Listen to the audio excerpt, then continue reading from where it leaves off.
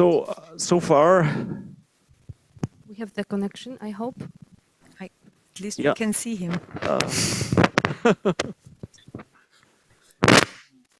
It's very interesting. It's by far my first moderation of an event which is hybrid.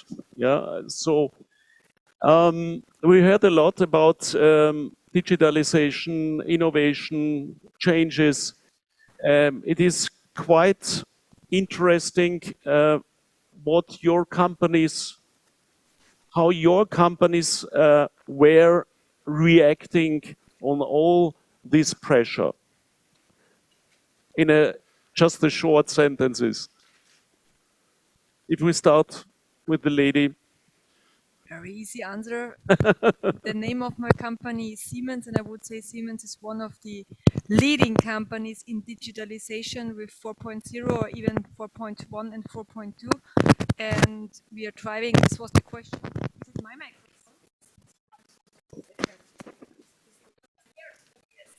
microphone? Okay.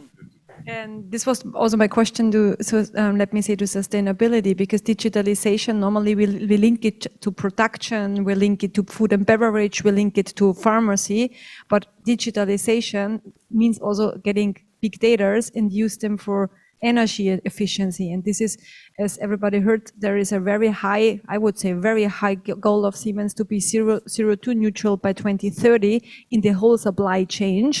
So this can be just done with digitalization and energy efficiency. One sentence on that. Thank you very much.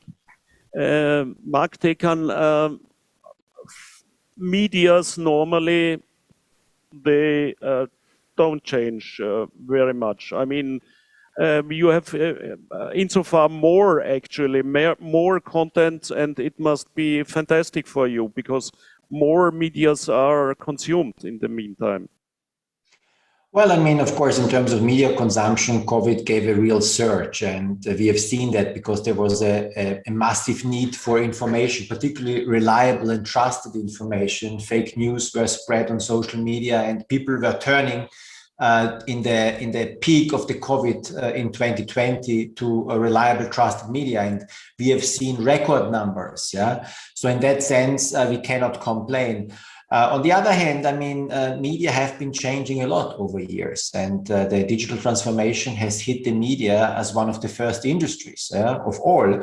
And we could benefit from that because we actually, we realized that over the years, we have adopted very strong digital approaches, and we were ready for that. So when we switched from one day to the other, all our operation to remote, it happened without any big troubles. Yeah. So after 2 days, everybody was working from remote, processes were smooth, and I couldn't report any incidents. And also our people were actually giving us that feedback that they see the technological readiness of the company is very high. And they know that many other companies, they only detected in the crisis actually how much they are short in digital and technology innovation.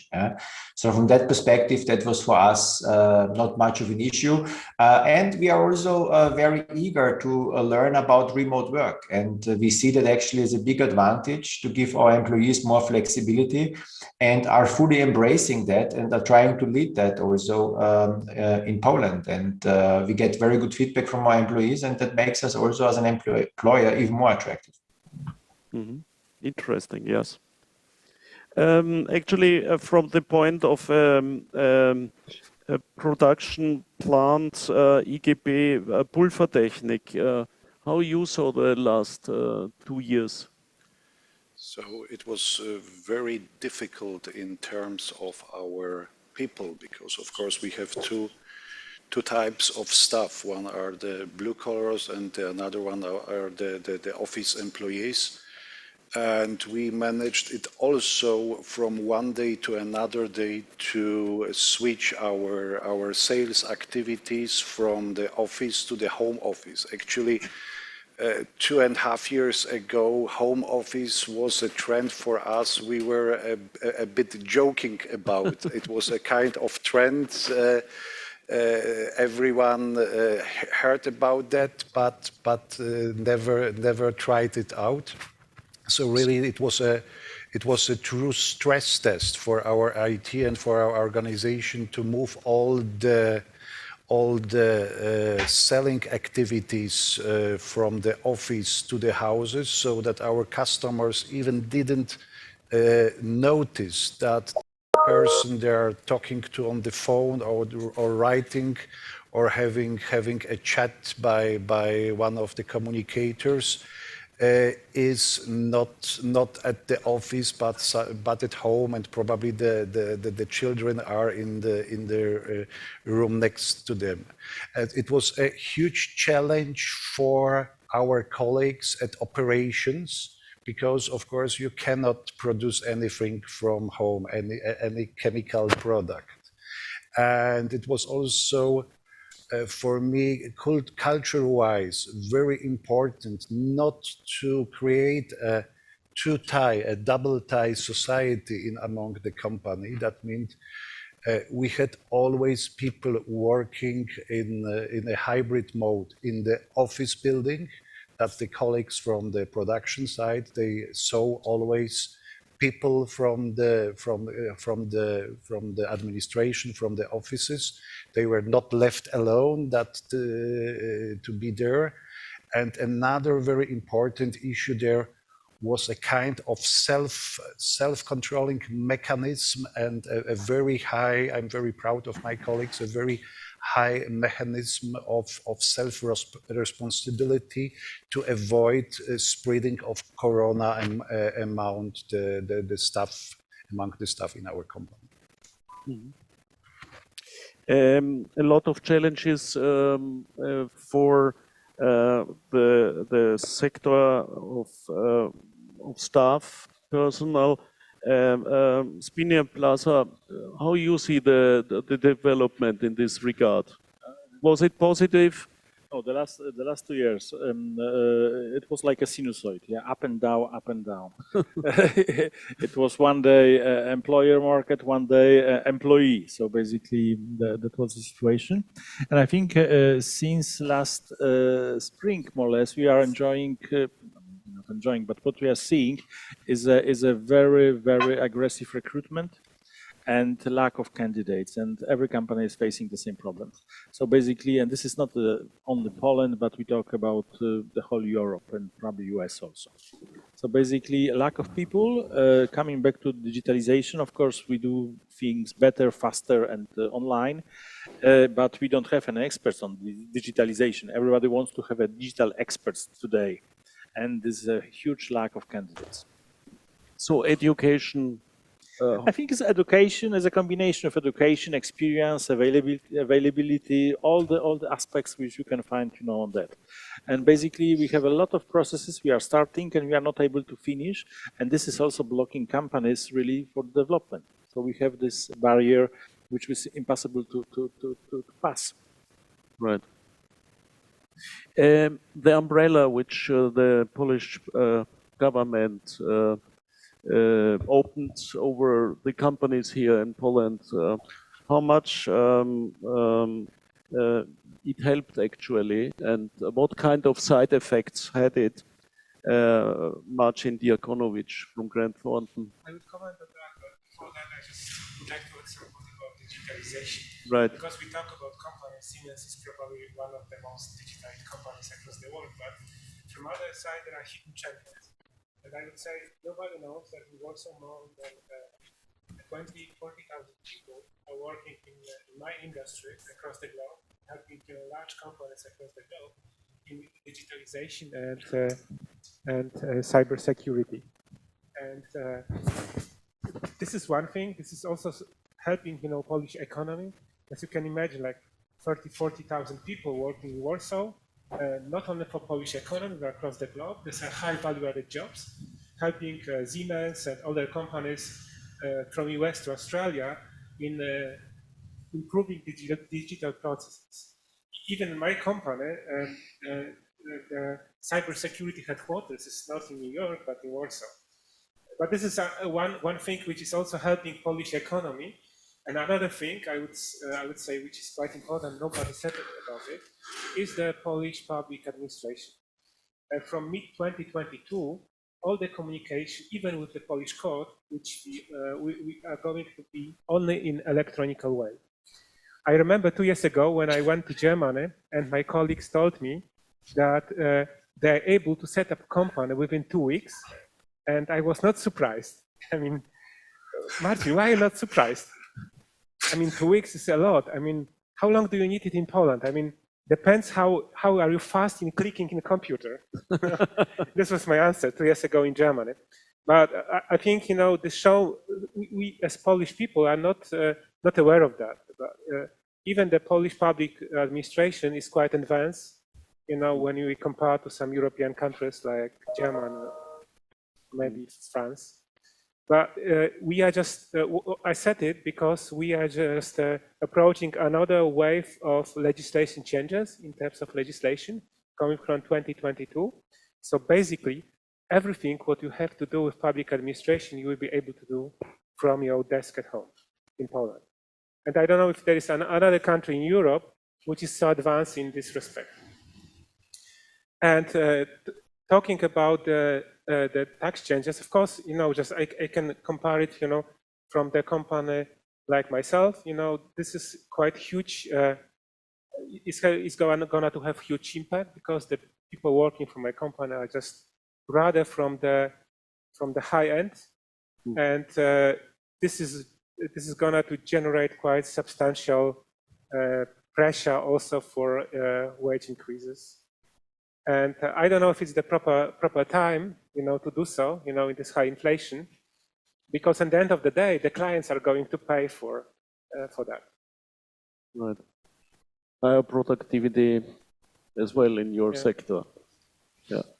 We were mentioning today again Polish flood and the coming effects on the companies. How you see it from your point of view? I mean, one thing is, you know, it's huge tax increase, but from other point, this is what was always said in Poland. There are a lot of areas which are not really just quite uncertain. You really don't know what does it mean in practice, and we did not have so much time in Poland to discuss it, to understand what are the changes are going to look in the reality. This is probably the most important, the most critical point. Right. We all are very sensitive regarding free press, free media. Mark Dekan, are you happy with the situation? Well, I'm happy with the situation. I mean, we should all be very concerned about the government's approach to free media, and we have all reasons to be concerned. The government has given us multiple evidence why we have to be concerned. And I think at the moment the media is in a difficult situation. We have all followed the very difficult license prolongation process, which was far off any normal standards from a rule of law perspective of TVN. And, you know, this problem is still not settled. It was settled for TVN 24, but the next license prolongations, they are coming already up, TVN 7. And still the same, you know, difficult situation is approaching. Yeah. And this is just one of the many topics. I think what we see in the media is just you know, another reflection of the current approach to the rule of law. And this is also the main discussion the European Union is having with the Polish government. And we have heard before from the economic outlook the importance of the funds being blocked for the future growth of the economy in Poland. And you know, I'm concerned. I'm watching this, of course, and I do hope that we will not see further deterioration of standards. Yeah. Having said this, yeah, I also would like to state that we can still do independent and free media in Poland, even though it's a very hostile and very difficult environment. Yeah? So there is still independent and free media in Poland, and that is good. There are some strong outlets. We are part of that. And that, on the other hand, makes me also positive, because I see that there are really good companies out there and great journalists who keep the free media alive. Thank you. Yeah. Actually, as far as the whole event should come also to an end, for me it's very fascinating to have the heads of big companies here. What are your strategic next challenging points for you for the next year or for the next 2-3 years? What you take now for next year or after 2 years? What will be your actions in the next months?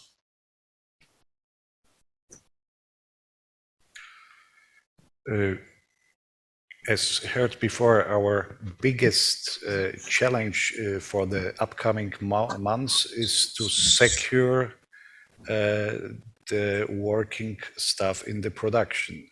You, Mr. Płaza, you have contact to probably very high professionals. We speak about even not very skilled employees, and there is a huge lack of them on the market in our region. Meanwhile, it's not only the issue of the salary or of the package of the conditions we offer. So first of all, we have now open recruitment for 20 people. Another production lines are going to be installed in the upcoming weeks, and we need first of all to secure the people, the employees to work on this line. So that's the first big challenge for the upcoming months. Another one we heard before, the constraints or the breakdowns in the logistic chains. That's a big issue in our business. We work a lot with raw materials as resins or hardeners or pigments, and we buy them worldwide. And it's very difficult to get a contingent from our suppliers for longer than some weeks. So we have now a very tight production planning for upcoming weeks because on the end of the day, we don't know, and our supply chain department and our strategic buyers are struggling with that, to get the right amount of the right raw materials on time to produce. And that has impact on our clients. Many of them are in the building industry and their clients and so on. So it's also a huge chain. A very important topic mentioned before on our group level, also in Switzerland, is sustainability. So this year we very strongly, on the end of the year, supported a Swiss program called My Climate. All of our apprentices started with small projects among our company, and we will spread them like a bottom-up initiative inside of the whole company. Thank you very much. Thank you.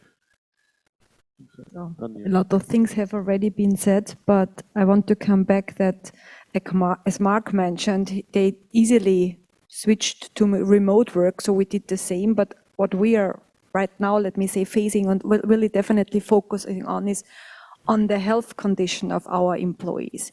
Because even if you could work from home, this doesn't mean that it's a good place to work. So we are really focusing with online trainings, with having open speeches with some psychologists, with well-being, so like yoga classes. So we are really keeping in mind that this hybrid working, that unfortunately not knowing what will be next with the corona and with this Omicron. So don't forget, as has been said, we have different employers. Some can't work from home. They have to be on site, so we have to secure that they're either tested, vaccinated, so everything, security stuff, what is necessary, that we provide it to our employees. So really this is safety and health is one of the issues in regards of with the ongoing COVID situation. And I don't want to stress all the topics which have been said, but I have to amend that, yes, getting the right employers on board is very, very crucial if we talk about digitalization, and obviously not just we are talking about digitalization and cybersecurity. And if we think about how to get and how to motivate those ones we have already on board to stay with us, I have to refer to Marcin with this Polish deal. So what we are at the moment looking for is, what are the companies in Poland doing, how they are reacting on the Polish deal. Are they just increasing the salaries to counterfight or not? Or are we going in a different direction, maybe not to make it like that on the cost side, but to invest in trainings, to invest to getting the people skilled, to invest more in a different angle. So this is what we are right now observing. And last but not least, the inflation and the exchange rate, if you're having also a German background, and our products are mostly produced in Germany. So we have this issue with the exchange rate for sure. And even if we can see a slightly decreasing problem in the supply chain, it's still there. And I would say this is also something what we have to focus on. And we have a big team talking, let me say, on hourly base to our customers to calm them down, that the deliveries are delayed. And I think this is something what is definitely the next months what we have to work on, beside keeping all our employees motivated and dedicated to what they are doing anyhow. Mm-hmm. Please. So for sure, so very obvious is probably robotization. Whatever you do, you should do that much more automatically and could be done by robots. For example, the things which are connected with the communication with the client are done in a number of advisory companies by robots already right now. This is one thing. Another thing which I am very interesting how it's going elsewhere is how we can motivate employees. And through the pandemic, we started to have people who spent their working time not working in Poland, in Dominicana, Costa Rica, or somewhere else. I even profited from that, spending a few weeks in Polish mountains, in Costa Rica, working from these places. And I think we just are not going to change it, and are not going to come back to work in offices, because there are people just see how important is having this opportunity to work from different places, to enjoy their hobbies when, for example, working from mountains. I see. Yeah. I think I would just a little bit, go around. It was a very optimistic presentation from mBank, which probably based on a lot of data which I'm not able to see. Yeah, that's one thing. I am less optimistic. Let's put it this way. Okay. I see a huge threat of inflation and a huge problem with people in Poland. Exactly. And Poland, unfortunately, is one of the lowest productivity in European Union. And when we more increase compensation, we increase inflations. We don't have good people, and basically we start to lose money for a lot of companies. So this is not pessimistic what I want to say, but I think we should be aware of these things, and that will be the challenge for the coming 1 or 2 years. But one question regarding this, but whose responsibility is now to bring this productivity up? I think, why people used to invest in Poland because of the relatively cheap labor. It's not miracle. Yeah, we were investing in Poland because of that. And today is a question: continue investing, make automatization, or just leave the country and go for some other places. Yeah, we have the survey we've done in Swiss Chamber. How much people will increase, and we have a lot of shared services in Poland, and this is the highest increase. And for shared service business, you have 2 factors: office and people. And when you see it's not matching your criteria, you basically your decision was to say, sorry, I'm stopping, I'm going somewhere else. So I think we should work this direction very strongly: inflation, people, and compensations. That will be a big challenge. Thank you. Yeah, Maybe it's pessimistic. Somebody should say something more optimistic. Mark.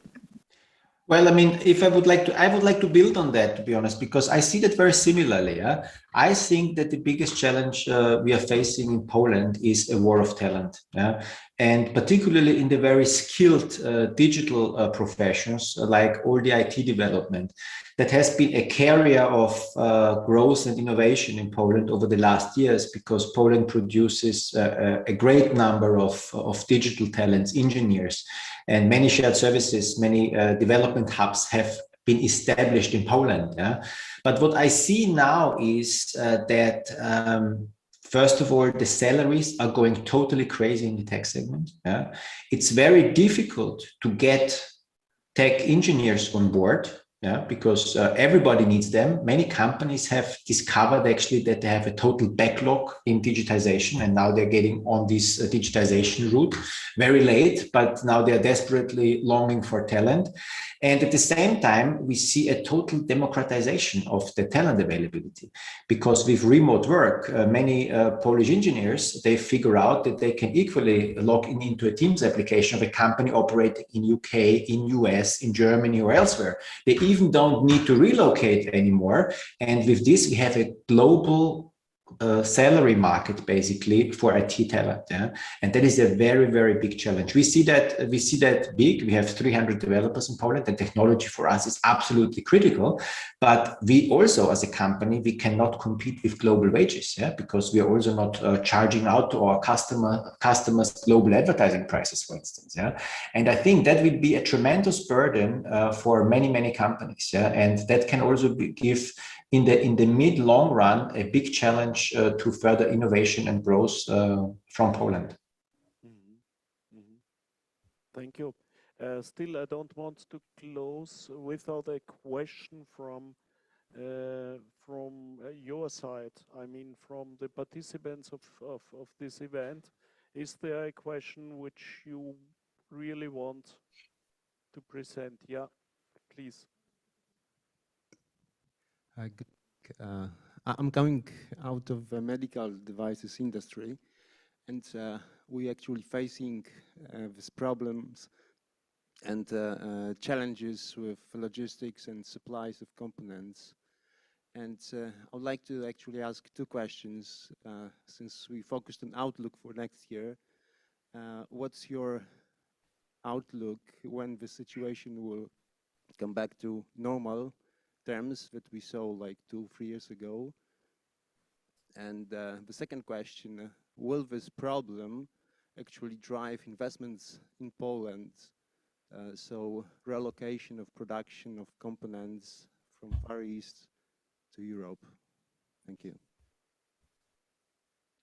Andrea, first part. So my personal opinion on will these supply chain problems be solved in the upcoming months? No. So we meaning Siemens internally, we do count that we will be maybe, if there is nothing more appearing, we will be maybe back at a kind of normal with Q4 2022, almost, so the end of the next calendar year. So what we did is we strengthened the backlogs, also within the customers. So we encourage them to think about backlogs. So this is how we could react a bit. And what we also did, we reshifted from one customer to another and fixed it. So let me say, fixed it in that way. But again, we do not think that this situation will be calmed down by the end of next calendar year. Secondly, investments, I do think, Mr. Płaza mentioned, companies are a bit stepping on the side and having a look on what's going on in Poland. Is it worth to come back? I'm not sure, because all the other things like inflation, like new Polish what, like, sorry, also the governance. So I think there is, at least from our point of view, not the real considering in coming back with factories to the Polish market itself. And we also figured out, because we did this, I have to admit, we just during COVID times, we established again a factory for Siemens products in Poland, a kind of co-factory to Germany. And I have to admit, it's really even there not that easy to find people in the right areas, and also, as has been mentioned, with the right personal costs, because the expectations to the Polish market are still maybe, let's call it, underestimated in times of costs. Yeah, and with all these new circumstances, I would say no, coming back to Poland is at the moment not considered 100%. Mm-hmm. Yeah, from your side? From my side, from our side, we have for time being a huge difficulty with even to find forwarding agents in Europe traffic, because many of the drivers changed their profession in the last 2 years. And they don't want to come back. We are in contact with few really big forwarding companies. There is a huge lack on the market of the trucks are available, but not the people to drive them. Of course, the rates are much higher. There is no stabilization inside. For two of our biggest forwarders have official. It's official forbidden for their sales staff to acquire new business, to grow. And coming back to the medical issues, I have among of my customers in Poland a real hidden champion in medical business, working with hospitals worldwide.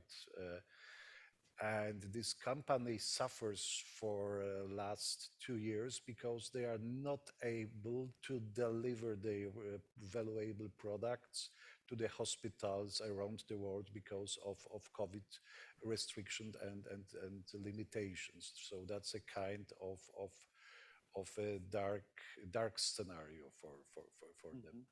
Mm-hmm. So another question, yeah. Hi, Szymon Stadnik. For outsourcing business, Frista. And I have a question which is basically a bit on the experience which we have right now, connected with the job market and the challenges which you're seeing in the future for Polish economy, that the job market is tight, there is a war of talent. But I just wanted to ask, what is your experience comparing Poland and the Polish job market to European-wide job market? Because my impression is that Poland is experiencing some of the challenges, but those challenges on the job market especially, and the war for talents, also in the area of IT, this is not a standalone, this is not isolated challenge, it's a European-wide challenge. And actually, there is a war for talent in Poland, but there is a war for talent in Switzerland, in Germany. And so when we compare the rates here in Poland, which is increasing, the same is happening in Germany, in Switzerland, in Scandinavia. So therefore, Poland stops being a country of cheap labor. It just starts to be a country with a pool of talent. And my question to you is, what is your experience? Do you see that Poland is losing competitiveness, or is just changing its positioning? But again, those challenges are experienced in other countries as well. Mark? Maybe? Yes, if I may comment on that. So look, I mean, what I see a brain drain risk for Poland. Yeah, because the IT talent, which is really extraordinary in Poland, has now global opportunities. And you're absolutely right. I mean, the IT scarcity is a problem across all, big economies. And if there is scarce resource, prices go up. Yeah, and those who can pay higher prices, they will still get supply. Others will have severe problems. Yeah? And I think that is what I see. Yeah? I see a big problem for Poland in the mid-long run on brain drain because of this new market situation, which is global for critical resources. And they don't need to emigrate, right? They can stay in Poland. Yeah? They just work remotely for companies abroad. And that is even worse now because the risk of brain drain has increased. Mm-hmm. So the alternative is importing from Southeast Asia?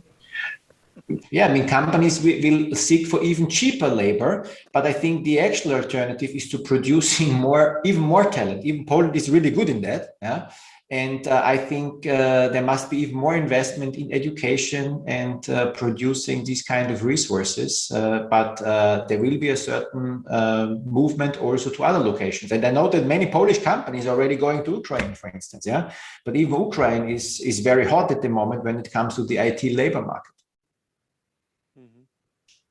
I think the clue is also, just to be competitive for immigration. I mean, because nobody probably mentioned the demographic situation in Poland, and I strongly believe that in 10 years we'll be 25 million or 20 million country, and you see it on the university graduates rate. That is even lower than 10, 20 years ago. So we have to figure out, or just to find out how we can just absorb more immigration. And we are in a fantastic position right now because the people from Eastern Europe find our country very attractive to live, and we should really, as a country, work on that, just to continue to absorb the people from Eastern Europe. Because I strongly believe that the demographic situation is. I don't know the figures, but I can imagine the demographic figures in Poland are probably one of the worst in Europe. The worst in Europe. The worst. No. Yeah. Good. Thank you very much. We didn't find. Oh, there's a last question.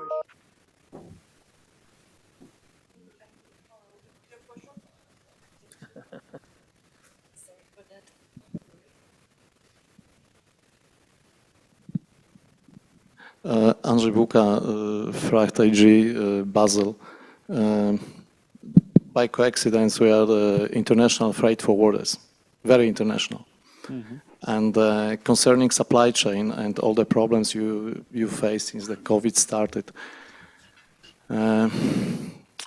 we do business all over the world, and we are also present in Poland. Somebody mentioned here about the problems with the truckers, drivers, and deliveries, both from Asia, as we all depends on Asia at the moment, and Asian suppliers, but also export-wise, when we export from Poland or move goods inside EU.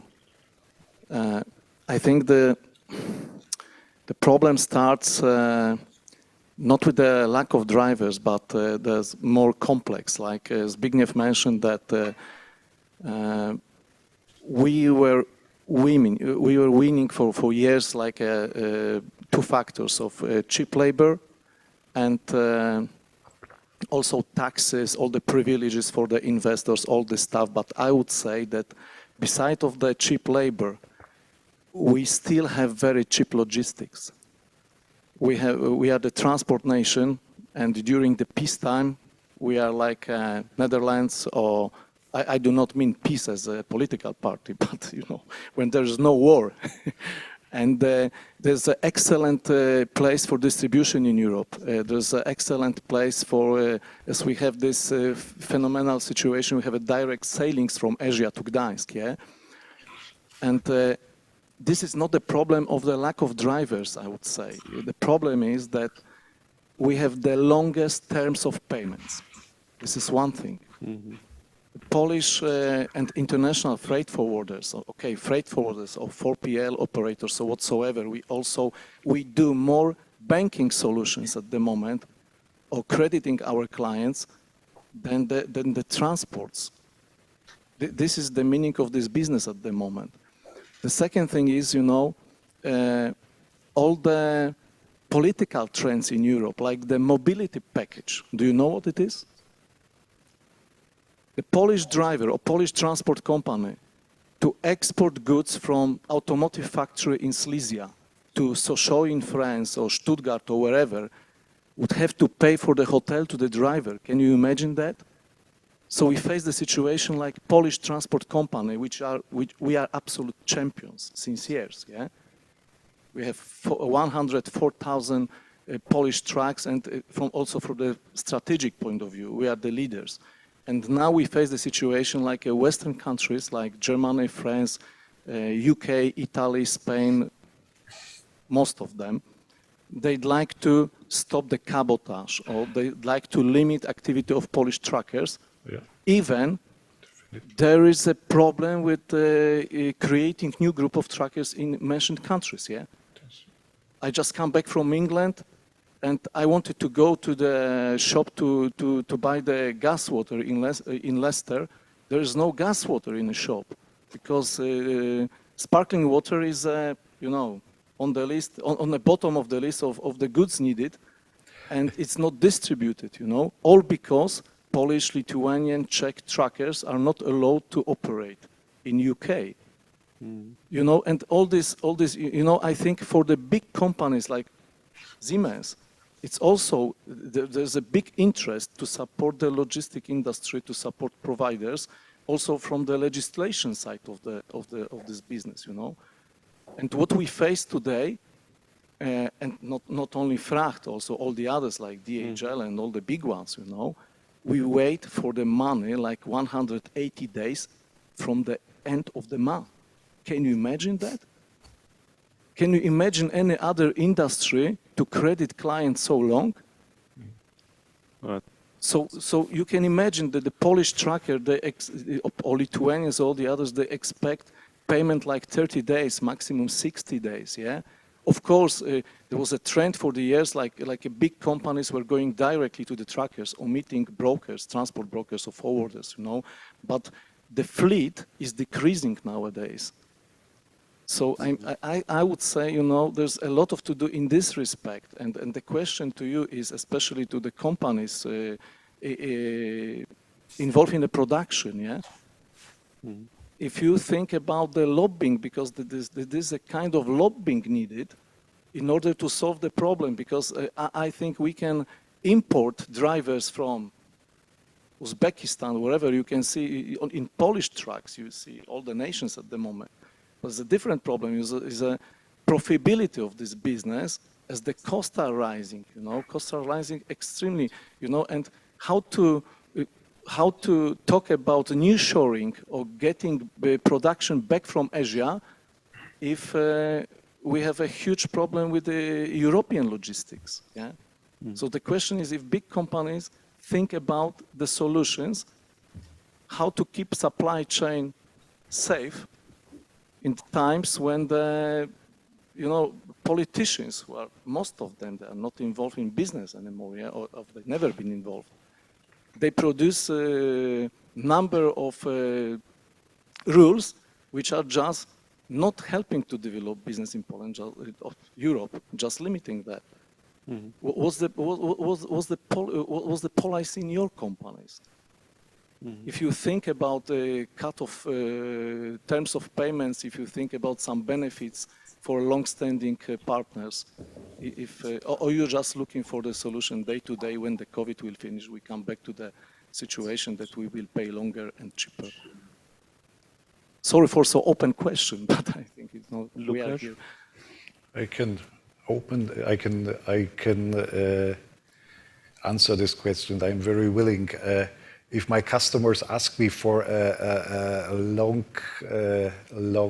term of payment, of postponed payment, I always have to say that I have an agreement with one of the biggest Swiss banks that we won't make, but that please treat this only as a joke, that we don't enter in competition to each other. That means I don't sell any credits to the customers, and this bank won't sell any of my products on the market. And okay, that's only anecdotic. We work with our forwarders on quite short terms of payment. I think the longest one is by 30 days. It's a goal of us to have a win-win situation. Thanks to this policy, we get confirmed for the first half of next year a contingent of cars which is required to guarantee the logistic from the Polish plant to our hubs in Germany and in Switzerland. We just sat around the table and discussed what is needed to provide this service for us, and it was not only about money, but some possibilities for the drivers, spend the brakes on our facility, play really small topics, and we found a solution. And furthermore, I'm totally with you also in another aspects. Such really primitive thing like Euro pallets. It's a complete disaster in Poland, in some chains of forwarding agents, to get the right amount of Euro pallets, and sometimes machineries or elements of huge buildings can't be delivered to the building site or to a hospital, etc., because of lack of packing material. What is absolute crazy in my eyes and in my world. Daniela? From the other side. Having already run out of timing, I would say let's discuss this offline. Yeah. But just question, also, yeah, we are aware, especially because you mentioned Siemens, about our payment terms, but we do a lot to make it easier, again, offline. And on the other side, we on a global base, we cooperate very intensive with our transport companies whom we are collaborating with. And in two ways. Yes, to get the transports done, but as I mentioned, we do hope that this sustains this these problems with all these deliveries will calm down. And what we are doing is right now finding the right partners also to keep on our strategy to be, let me say, 02, as I mentioned before, by 2030.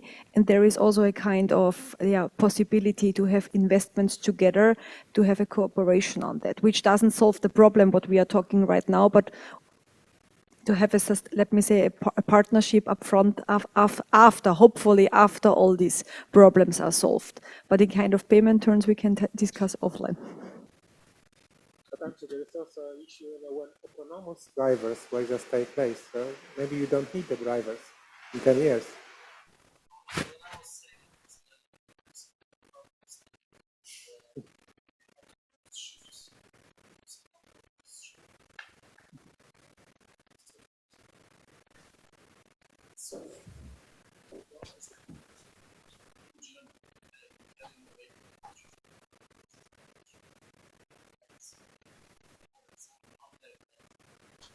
Yeah. Right. Actually, again, it is a structural problem as well. It can be solved partly with new regulations, with technology, digitalization, modernization, autonomous. We all are looking forward for such solutions. But nevertheless, we run out of time. It was a marvelous evening. Thank you very much for this open discussion with you as well. Questions. I wish you really for the next year that we don't have to learn the full Greek alphabet. And yeah, have Merry Christmas and a Happy New Year. Keep healthy. Thank you very much. Thank you. Thank you. Bye. Good thing.